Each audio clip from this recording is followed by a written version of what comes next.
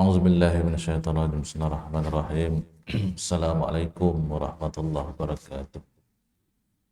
Alhamdulillahi rabbil alamin wassalatu wassalamu ala asyrafil anbiya'i wal mursalin wa ala alihi wa sahbihi ajma'in. Rabbi shrah li sadri wa yassir li amri wahlul 'uqdatam min lisani yafqahu qawli. Amma ba'd. Memberkati kuliah kita pada malam ini, sama kita memulakan dengan umur kitab Al-Fatihah. A'udzubillahi minasyaitonir rajim. Bismillahirrahmanirrahim. Alhamdulillahirabbil alamin arrahmanir rahim maliki yaumiddin.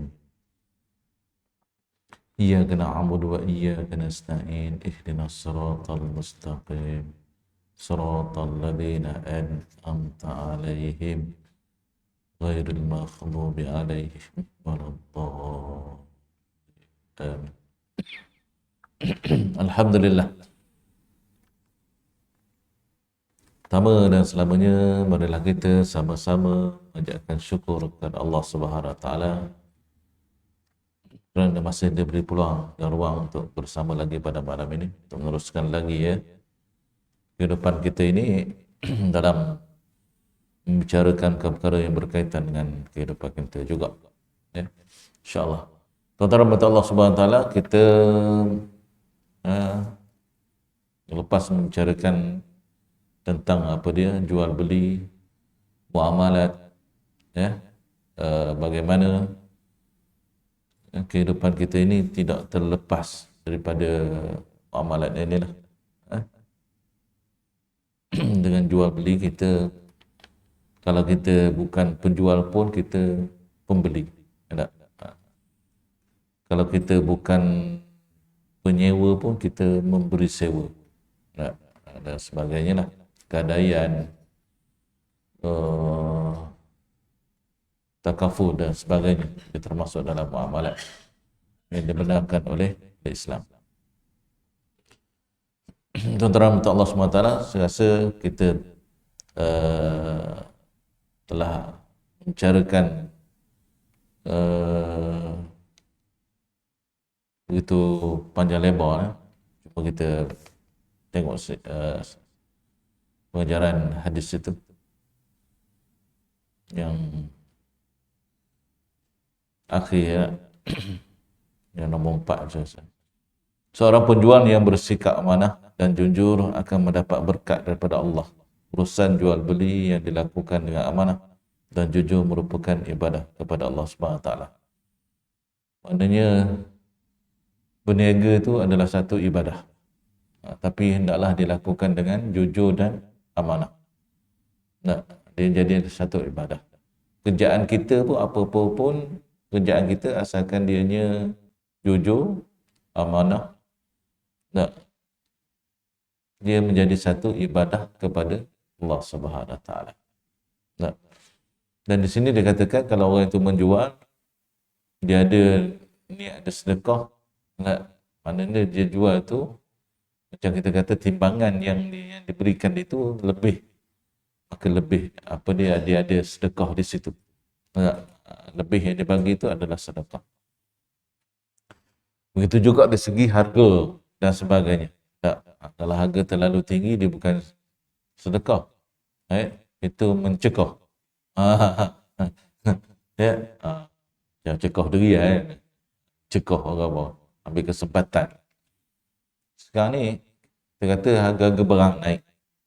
Dalam TV beritahu harga-harga barang naik. Kita pun pelik, sebab apa barang-barang naik? Pelik apa ustaz? Dia kata barang dia tak pernah turun. Yang turun adalah hujan saja. Yang turun adalah hujan. Barang dia tetap naik. Lebih-lebih lagi kalau BN, BN pemerintah, dia barang naik. Dia naik. Kalau tuan-tuan perasan, sejak BN pemerintah, dia barang naik. BN kan, barang naik. Fikir sendirilah. Jadi kita kena jujur dan amanah dalam apa-apa pekerjaan, lebih-lebih lagi dalam pekerjaan kita ini. Yang kelima, sikap benar dan jujur akan menentukan sesuatu urusan sama ada mendapat berkat ataupun sebaliknya. Ya, ramai orang yang kadang-kadang dia berniaga, kita tengok perniagaan dia tak lama. Ada bila orang, contoh kalau kita pergi makan lah, contoh tak, kalau kita pergi makan kedai, satu kedai mana-mana lah, kalau dia tak sedap, yang pertama lah kita nak cari tempat orang biasa makan lah, tempat dia sedap dan murah. Mana nak cari ya, tempat sedap dan murah. Mana nak dapat sekarang dengan harga kos yang mahal dan sebagainya. Tetapi ada kedai-kedai yang masih boleh bagi lagi. Apa dia? Kos dia ambil untung tu sikit sangat lah. Dia bersedekah banyak dan sebagainya. Berkat. Tapi tengok jalan semacam kedai dia berkat. Itu yang kita nak. Dan kita kena, orang yang makan, macam kita pembeli, kena pergilah tempat-tempat macam itu. Tak? Kalau tempat-tempat yang sembelih tu, sembelih ayam, sembelih customer, kita kata sembelih customer, itu jangan beri apa dia sokongan lah, jangan beri sokongan dan sebagainya, kerana yelah kita kata kita kalau tak sedap tentu kita tak pergi lah, tak sedap lepas tu mahal pula. Tak sedap, dah tak sedap, mahal pula. Kita nak tadi sedap tapi murah. Itu yang kita nak. Yang keenam, sah sesuatu jual beli itu apabila pembeli dan penjual telah beredar daripada majlis akad. Bila dah beredar tu, sahlah apa dia jual beli tersebut. Maknanya tak boleh dah penjual nak tarik balik dan pembeli nak pulang balik dia punya barang dan sebagainya. Itulah tuan-tuan, rahmat Allah SWT, hadis yang terakhir membicarakan tentang bab benar, yang mana kita telah membicarakan ini begitu panjang lebar tentang jual beli ni, sebab kita kata kehidupan kita ni tak terlepas daripada sama ada kita jual barang ataupun kita beli barang. Tak terlepas. Ada. Kita memang belilah. Pergi beli lah. Ada orang, saya tak pernah pergi beli pun. Nak disuruh isteri dia je ataupun disuruh anak dia. Ada. Malah dah saya nak beli dah. Tak terlepas tuan-tuan. Kadang-kadang kita pergi nak makan, nak minum pun kita pun beli juga. Pergi minum pun membeli juga. Pergi beli pakaian pun membeli juga. Takkan kita nak suruh orang lain nak beli pakaian kita, saiz yang lain.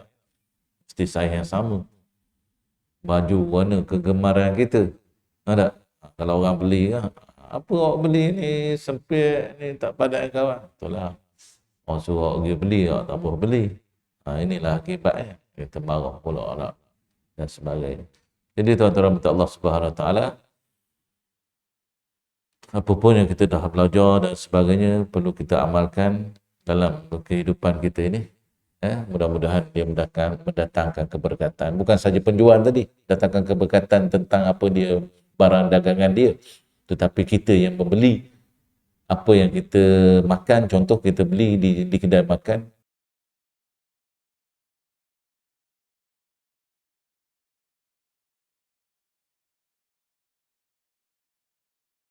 penjual dan sebagainya. Barang yang kita beli itu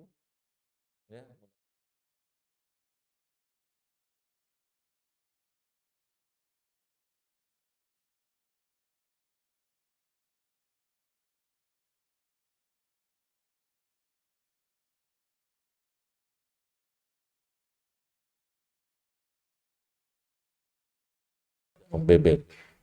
Bebel ni Kementerian Marah.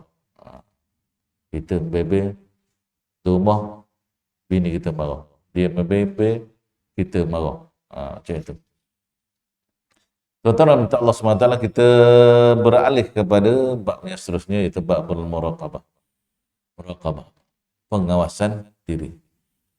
Allah sentiasa memerhatikan dan mengawasi setiap umat manusia yang hidup di atas dunia ini. Oleh itu mereka hendaklah sentiasa berhati-hati dalam membuat pertimbangan yang wajar ke atas setiap perkara yang akan dilaksanakan. Sebab itulah Allah SWT gunakan kita akal fikiran.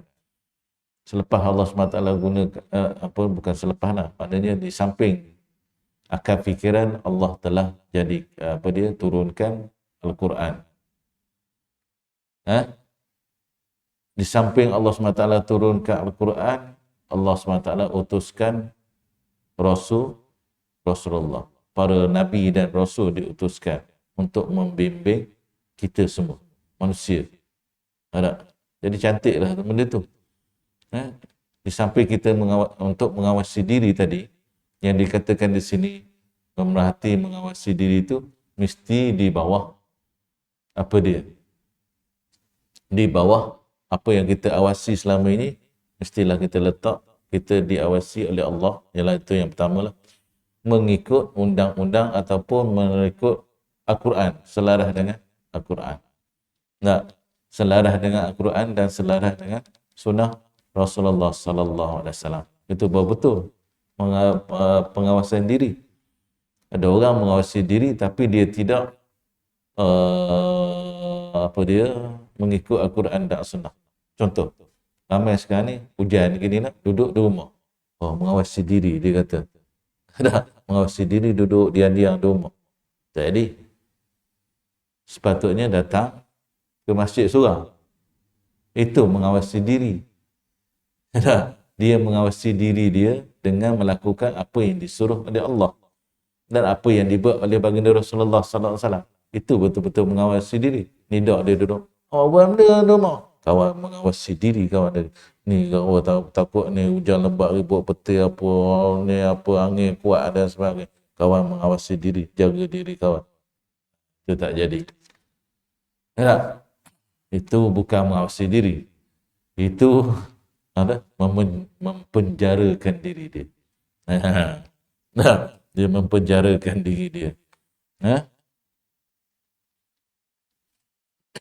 Macam sekarang, bila orang ni kena COVID, dia kena mengawasi diri, duduk di rumah.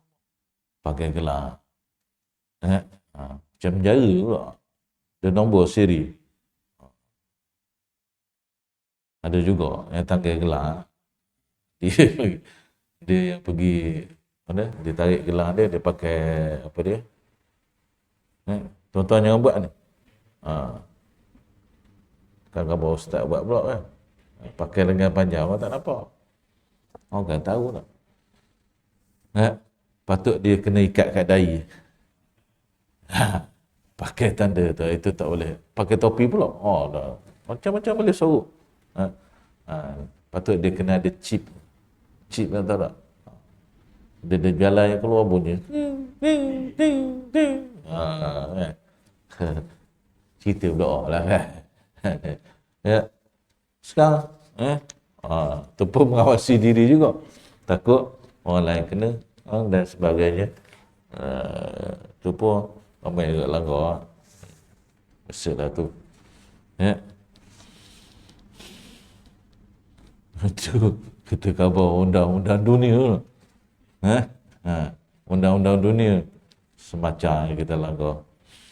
Undang-undang akhirat, undang-undang Allah pun orang langgar, dia khabar begitu ya. Ayat tu dia pakai ayat tu lah. Undang-undang Allah pun orang langgar, ini undang-undang dunia.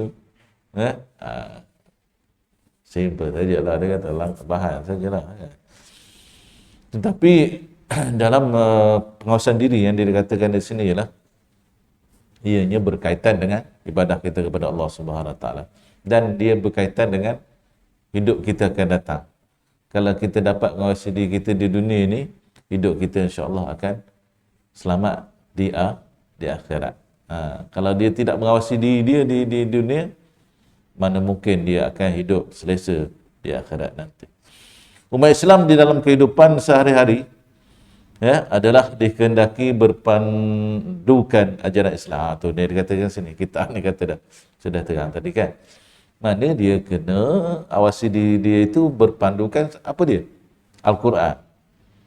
Nah, dan diperpandukan apa dia?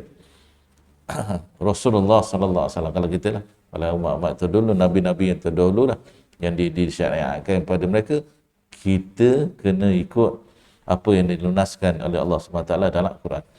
Agar tercapai matlamat hidup yang mulia ini. Yang mulia itu. Matlamat kita, tuan-tuan. Hidup kita, matlamat kita untuk apa?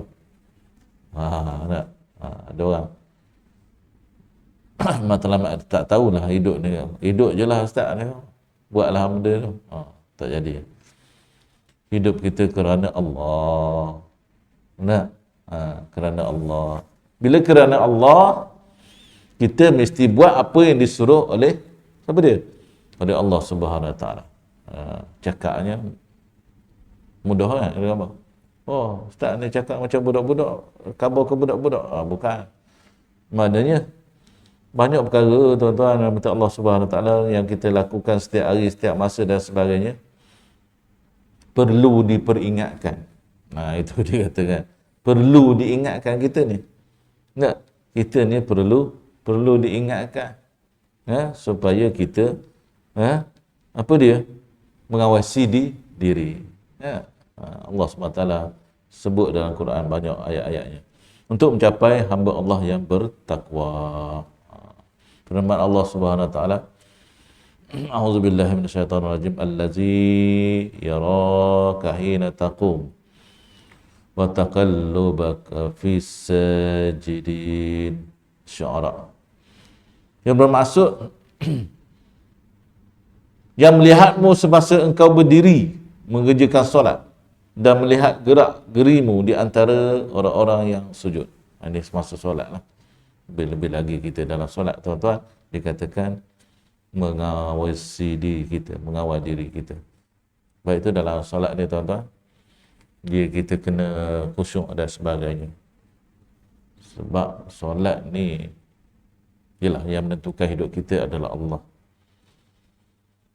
Solat ni kalau kita betul-betul, insya-Allah hidup kita jadi betul lah.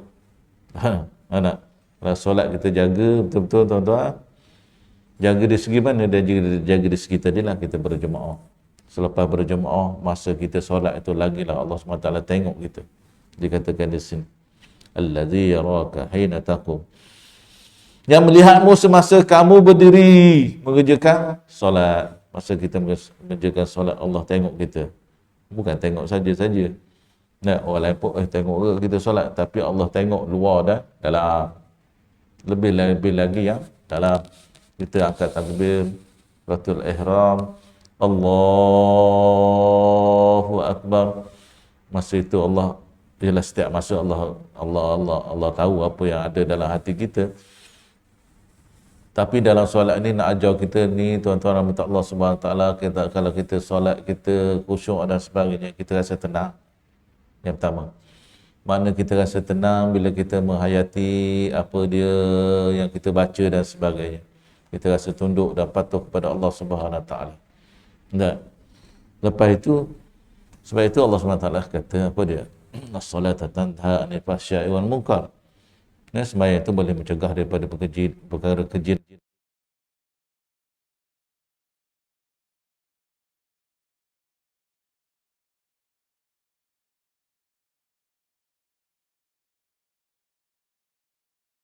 Ya. Kalau kita lihat orang yang datang ke rumah Allah SWT ni, pergi masjid, sepanjang kita katalah, orang yang pergi masjid surah ni tak ada sangatlah buat maksiat, kita kata macam tu. Tuan-tuan pun boleh nilai lah. Tak? Kalau dia ni kaki masjid, kaki surau, mana mungkin dia nak melakukan maksiat ataupun keburukan. Mana? Maknanya Allah jaga. Sebab apa? Sebab dia jaga solat. Sebab kita jaga solat ni, tuan-tuan. Tak, kita jaga di segi berjemaahnya tadi. Dan yang penting tadi kita kata kita kena khusyuk dalam solat kita. Mudah-mudahan amda yang kita buat ni dalam solat ni, kita boleh kata apa dia, di luar sana pun kita dalam keadaan yang baik. keadaan yang tenang. Sebab apa? Solat kita baik dan solat kita tenang. Nah, ada orang sembahyang juga tapi maksiat semacam selalu aja buat apa dan sebagainya. Ada something wrong lah. Orang pekan khabar, ada something wrong yang berlaku ke atas solat dia. Orang pekan cakap orang putih ya, bosan. Ada sesuatu lah. Sebab itu kita ni tuan-tuan kena mendengar semula, kena diperingatkan lah. Bukan kita kata orang yang cakap ni baik daripada tuan-tuan, tidak lah. Bapak Ustaz cakap sama macam baik sangat dah. Tuan-tuan, tuan-tuan lagi, ialah baik itu dia Allah SWT yang nilai, kita kata. Yang nilai adalah Allah SWT. Kita hanya boleh menilai luaran, boleh juga menilai luaran seseorang itu seperti kita gambar tadi. Kalau orang itu rajin pergi sembahyang, pergi solat, pergi di solat di surau, masjid dan sebagainya, insya-Allah Allah jaga dia. Tak, Allah jaga dia. Walaupun adalah waktu kita kata waktu-waktu tertentu kadang-kadang orang yang pergi masjid surau ni pun kebaik sangat dia gambar. Ada. Itu saya pernah cakap borok dengan orang, wallahualam lah, kita pun bukan kita nampak kan, dia gambar dia nampak ahli jemaah masjid pergi tikar nombor ekor. Saya terkejut. Saya kata betul ke? Dok, betul memang kau nampak dia. Ada ke dia lalu ke situ? Dok, bukan lalu Ustaz. Dia memang pergi betul situ. Buat benda. Kalau pergi situ, yalah kok dia nak tengok siapa dia yang tikar ekor. Tak ada pasal lah nak pergi situ tengok dari jauh sudah lah. Dah. Itulah dia nampak kawan dia apa. Cepuk dia lari. Ini mengawasi diri. Ini betul-betul mengawasi diri. Bila ada orang lain clear, kan, dia pun buat. Allahu Akbar, tuan-tuan. Kita harap dia insaf. Ada. Orang ada pernah cerita tak? Ada orang, ada jemaah masa sujud tu, jatuh dia punya nombor. Teket nombor ekor tu jatuh masa dia sujud tu. Sebelah ke bawah. Allahu Akbar. Banyaknya teket dia. Nombor. Tuan-tuan. Tapi ramai orang kita main nombor ekor. Bukan tuan-tuan lah. Orang kita tu. Ustaz kita tak pernah main. Tak. Orang pekan je ramai. Main nombor ekor. Siapa? Sebab tu ekor, kedai ekor di pekan dia tu. Cina berapa pekat? Ada. Cina berapa pekat? Ada. Dia pun tak main sangat lah. Cina ni. Walaupun dia memang tarik judi, kaki judi. Dia hanya mengawal keuntungan. Dia ada banyak cara tu. Member cerita tak? Ada seorang Cina ni, dia ambil sak. Dia ambil sak. Maknanya dia pergi rumah orang Melayu ni. Orang Melayu ni minta tolong dia tikar untuk dia dan bagi upah dia. Sekali tikar RM1, RM2 ada. Dapat 10 orang RM10 sehari. Ada. Sebab saya pernah nak tanya orang yang main nombor ekor ni. Dia kata, salah benda Ustaz main nombor ekor ni. Tak nyusah orang apa. Saya tak minta apa duit dengan Ustaz dia apa. Di segi satu sudut lah kita tengok. Memang dia tak nyusah orang. Di segi sudut lah kita tengok. Sebab tu orang kita ramai main. Sebab dia tak nyusah ke dia, ke orang lain. Duit gaji dia makan apa semua. Dia tikar. Di segi itulah kita kata tidak. Benda tu tak betul, tetap tak betul walaupun nampak macam betul. Tak nyusah pun dia apa. Tak suruh pun pergi beli dia kata. Kawan ada orang pula tolong beli dia apa. Relax je. Orang pun tak nampak kau buat dia apa.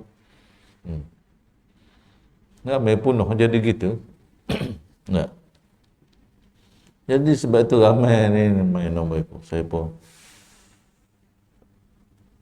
Saya pun macam rasa terkilat. Bila dia gabung jemaah masjid.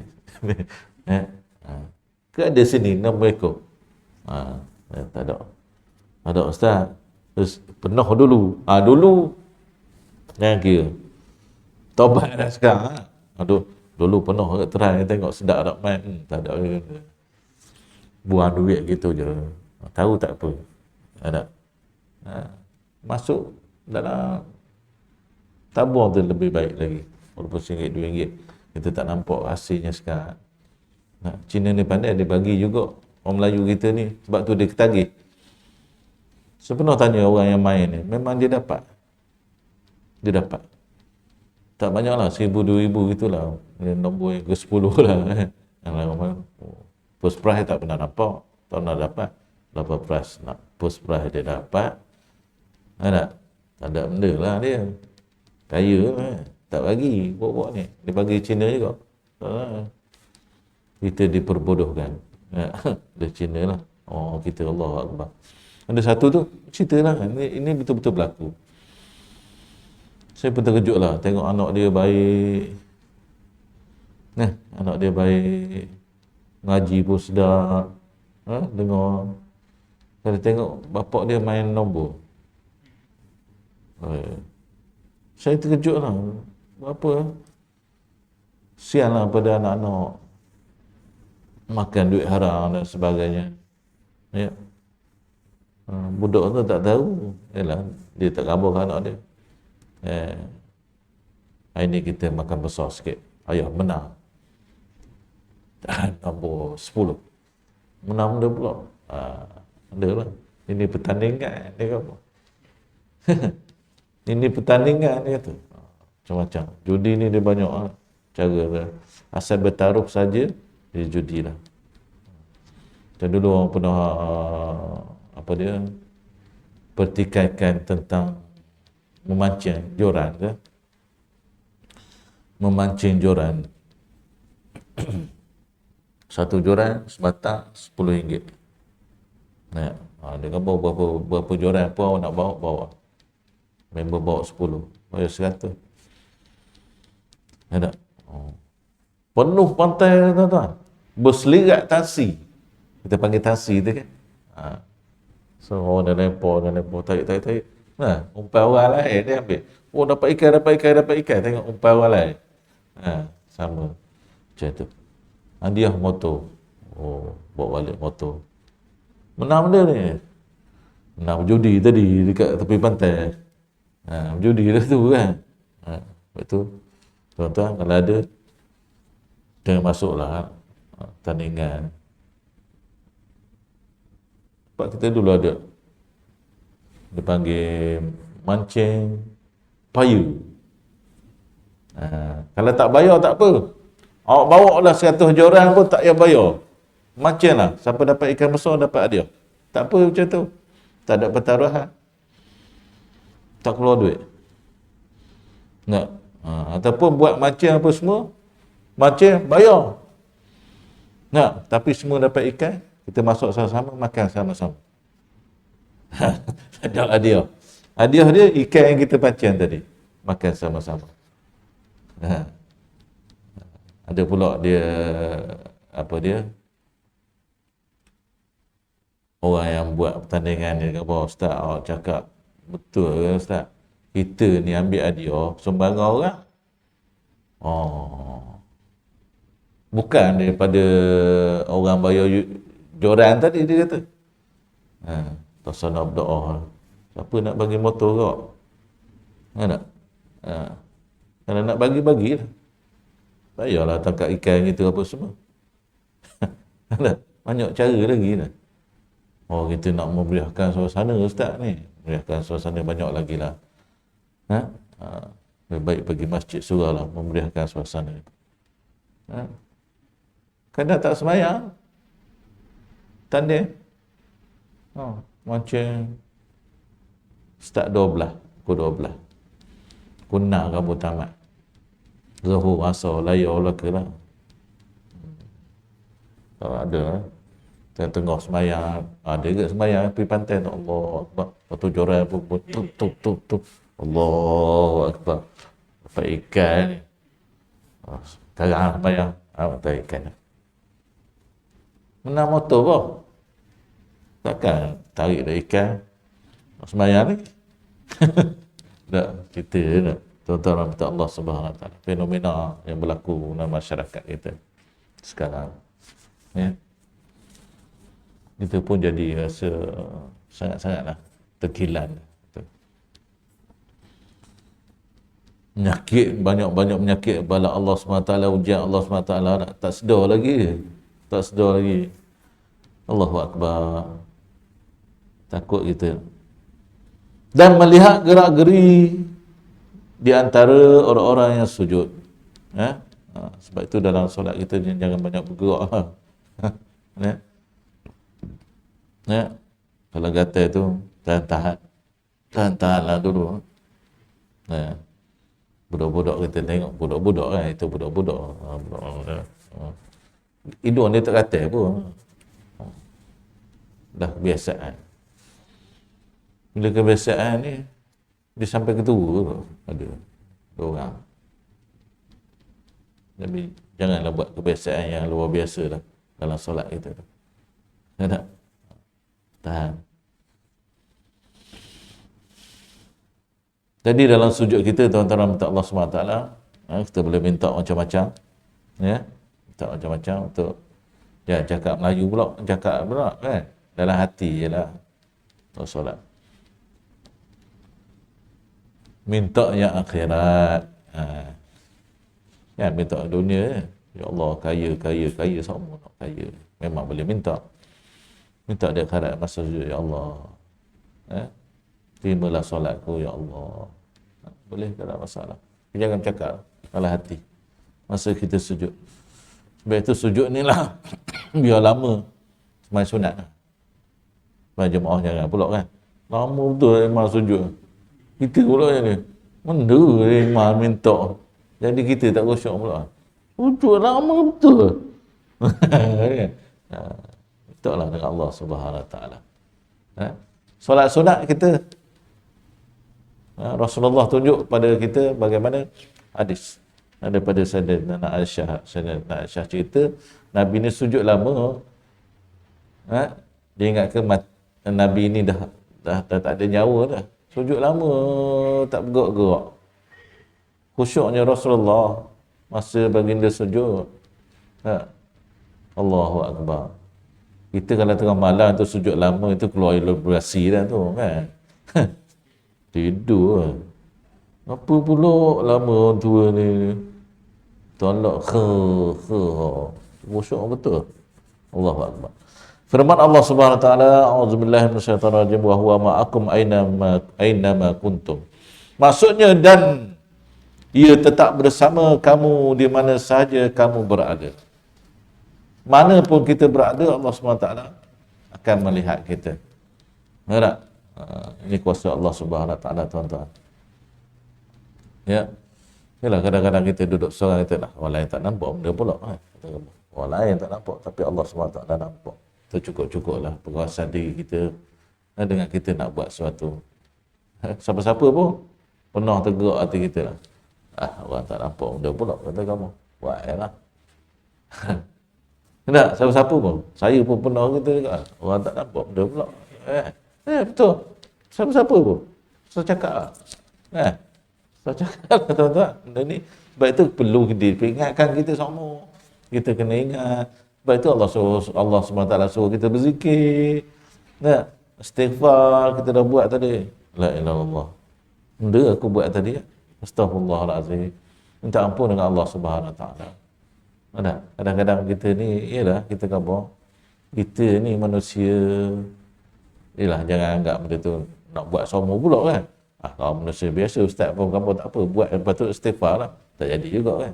Kadang-kadang kita terlupa dengan apa yang ada pada diri kita ni. Kadang-kadang kita lupa bahawa Allah Subhanahu Wa Taala nampak yang kita buat. Ya. Ini peringatan daripada Allah SWT pada kita tak? Kita kena jagalah. Firman Allah Subhanahu Wa Taala, auzubillahi minasyaitonir rajim. Innallaha la yakhfa 'alaihi syai'un fil ardi wala fis sama'. Sesungguhnya Allah tidak bersembunyi kepadanya sesuatu pun.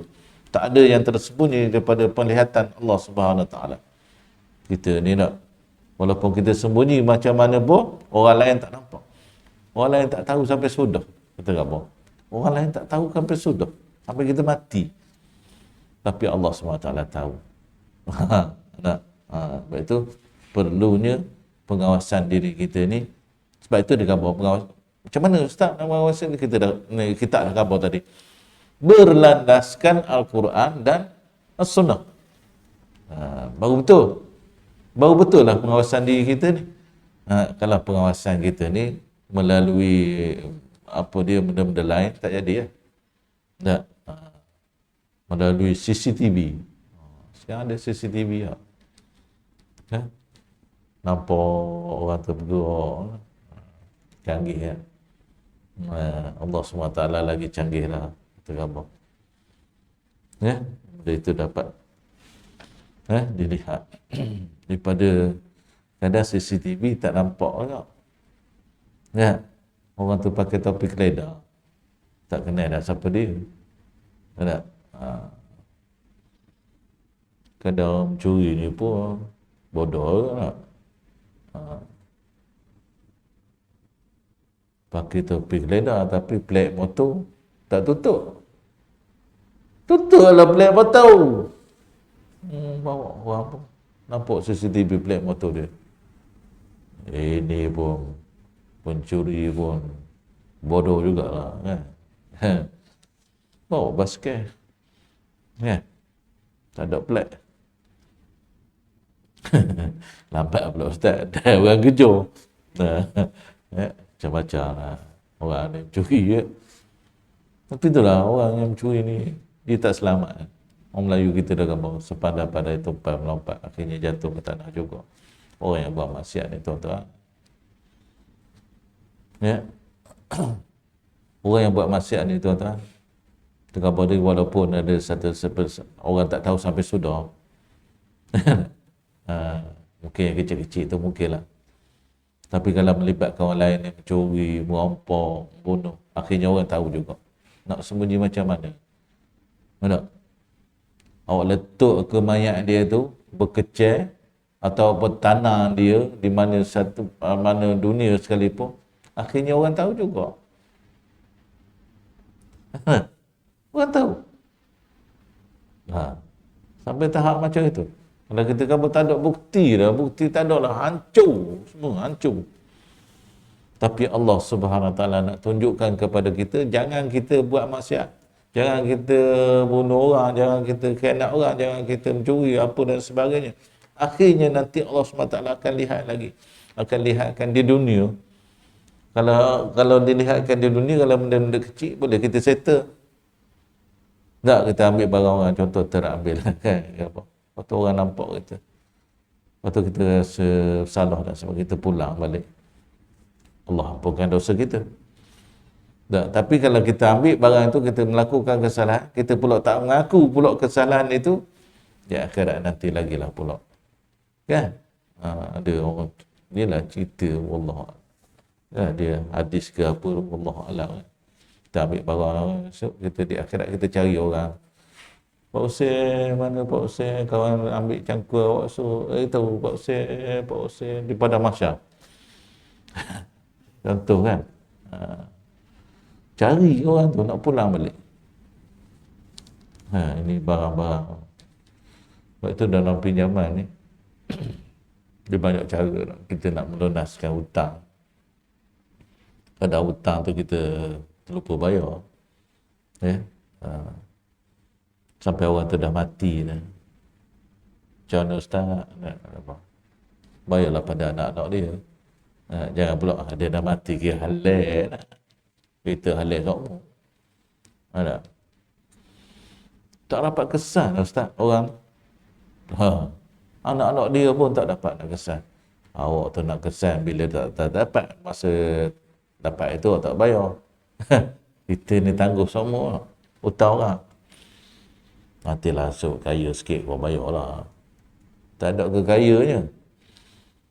Ya, jangan tangguh. Tuan-tuan, hutang kita jangan tangguh. Ya. hutang kita dengan Allah ialah dia tangguhlah hutang kita dengan Allah macam mana. Contoh solat kita nak solat kita, dia ada solat yang dikatakan solat menghormati waktu. Tak? Contoh kita dalam apa dia penerbangan, ya, itu solat di atas kursi tu, Allahu Akbar. Itu ada satu video, dia gambar ada satu sudut di dalam kapal terbang tu tempat solat dia gambar. Situ boleh solat dan sebagainya. Tapi kecil lah tempatnya, kalau lagi ramai-ramai orang. Rukhsah Allah dah bagi rukhsah pada kita. Sampai terbang ni mana dia gerak kata gitu je tak sampai sudah kiblat situ dah. Allah dah beri rukhsah pada kita. Kita buat susah buat apa? Tak? Dalam nak mengambil wuduk tu sekian tak? Dalam kapal terbang nak ambil wuduk. Air besar ni tuan-tuan pernah naik kapal terbang? Air kecil halus tu. Dalam nak masuk tu sempit Tandas kapal terbang pernah masuk. Ganggang yang masuk badan kita tu, tutup tu, tak boleh nak gerak, nak bongkok. Ada. Kamu kalau berak tu tak selesa, kalau kencing tu tahan lagi lah. Berak. Alhamdulillah. Kalau tuan-tuan naik kapal terbang jangan, kalau rasa nak berak dulu lah. Hanya makan tak tahu pasal naik kapal terbang lah. Jadi lain. Jadi lain. Naik kapal terbang, solat, kita nak cerita tadi, kita solat, di atas kursi tu, tempat duduk kita, pas sampai nanti kena bayar balik hutang kata. Kita berhutang, berhutang. Satu lagi kalau kita masuk hospital, kita kena balut apa semua, tempat yang tak kena air dan sebagainya. Kita semayang, solat lah, tayamum apa ke, ataupun tak boleh nak tayamum, apa semua kan. Tempat tayamum pun kena apa balut dan sebagainya juga. Solat dalam keadaan mana kita selesa masa tersebut. Kalau kaki katas lah. Kaki gantung tak? Tak boleh dah. Kaki kena gantung dah. Nak ambil semayang mana? Nak pergi bilik air pun tak boleh. Nak pergi tayamum, orang pun tak layan kita nak tayamum. Nurse saya tu, pakcik saya tayamumkan untuk pakcik. Baik, ni nurse. Dia banyak kerja lain. Takat nak sumbat ubat mulut kita boleh lah. Nak tayamum kita dah. Solat lah. Tapi kita ada hutang masa tersebut. Bayar. Berapa lama, berapa hari kita duduk, berapa waktu kita tu. Lepas kita sihat nanti, bayar. Itu hutang kita dengan Allah Subhanahu Wa Taala, tuan-tuan. Kalau kita ada hutang itu, kena bayar. Sebab apa? Ialah kita solat tadi, kalau kita setengah orang dia solat, dia tak sihat dah, dia mati gitu. InsyaAllah Allah terima ibadah dia tu, itu yang pentingnya. Ada. Tapi kalau dia hidup lagi, dia kena bayar dan sebagainya. Jadi tuan-tuan rahmat Allah SWT, sekadar itu untuk malam ini, insyaAllah kita sambung lagi bicaraan kita tentang ibadah kita kepada Allah SWT, tentang pengawasan diri ini. Kita jagalah diri kita, tuan-tuan. Jagalah. Kita jaga solat kita, insyaAllah. Allah akan jaga kita. Yang baik itu datang daripada Allah SWT, yang kurang itulah kelemahan saya sendiri. Ampun dan maaf jika tersilap bicara dan sebagainya. Sesudah ini dengan lafaz yang mulia. Wabillahi taufiq wal hidayah. Wassalamualaikum warahmatullahi wabarakatuh. Tangguhkan kuliah kita membaca tasbih Qur'an surah Al-Asr. A'udzubillahi minasyaitonir rajim. Bismillahirrahmanirrahim. Subhanakallahumma wa bihamdika asyhadu an la ilaha illa anta astaghfiruka wa atubu ilaik. Bismillahirrahmanirrahim. Wal 'asr innal insana lafi khusr illa alladhina amanu wa 'amilus solihat wa tawassaw bil haqq wa tawassaw bis sabr.